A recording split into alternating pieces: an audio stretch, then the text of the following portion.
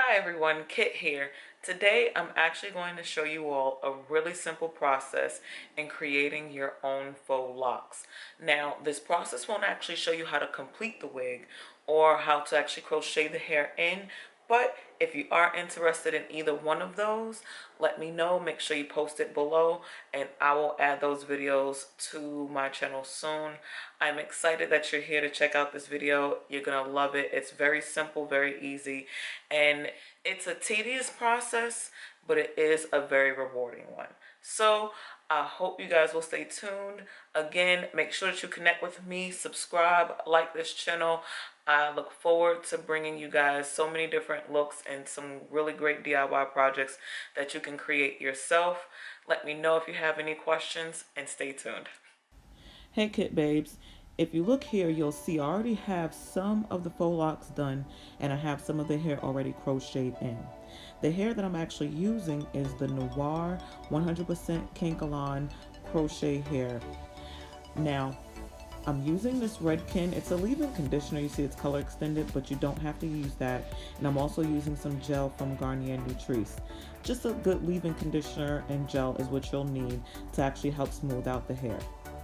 So now I'm going to rub that together and I'm going to separate a small section of that section of hair to get ready to start creating another faux lock. Now I am rubbing all of the conditioner and gel through the hair. That's going to help to add a little shine to it and smooth it out. And now I'm separating the hair into 3 different sections. Now you'll notice that as I even the sections out, now I'm going to start 2-strand twisting the middle section, being careful to leave the hair from the outside sections completely out of the 2-strand twist. You want to twist your finger, and it's kind of complicated to explain, but if you've ever done a regular twist, you know if you don't actually add an extra twist in with it, it makes the twist kind of flat and it doesn't actually complement the hairstyle. So continue to twist all the way down in a 2-strand twist motion until you get to the end of the hair. Once we get to the end of the hair, we are going to actually take the hair on either side of the 2-strand twist and start wrapping it around that middle section. So you'll see I'm taking that section on the left and I'm actually getting ready to start wrapping it around that 2-strand twist. Make sure that you wrap it as flat as possible. And you see I'm going to go around about 3 or 4 times and then I'm going to push up on the hair. That's to actually not only lock the hair in place, but to also make sure you don't have any spaces or any gaps. Once I get down to a certain section of that twist, I'm going to take the hair on the right side and start going in a counterclockwise direction over the original twist. Again, after 3 or 4 twists around, you want to go ahead and push up on that hair, and that helps to lock that twist in place and make sure that there aren't any spaces. Continue to go down until your heart's content or until you run out of space, which you will do first.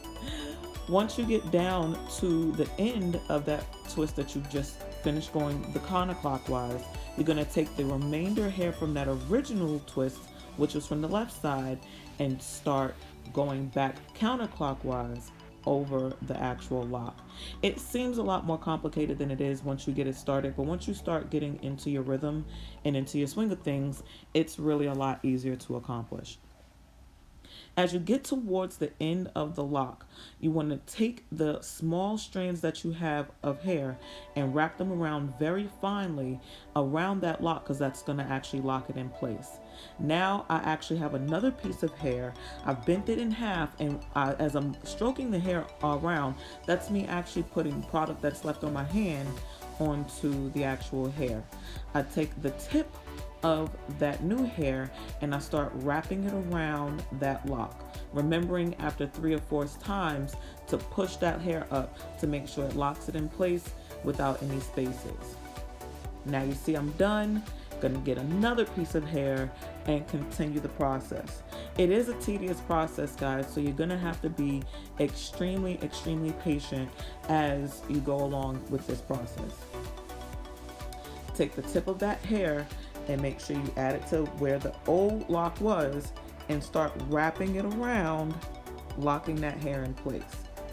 You're going to notice that that little tip of hair that I have out, I'm going to take, and as I'm wrapping the hair around, that hair is going to lay flat with the twist, and it's just going to be wrapped around and made a part of the new faux loc.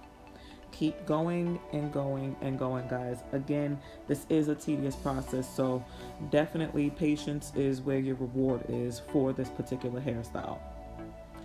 At the end, I'm going to do the same thing that I've been doing continuously, wrapping that bottom to lock that next section of lock in, and then I'm going to get another piece of hair and start to wrap it around at the bottom to complete the lock process.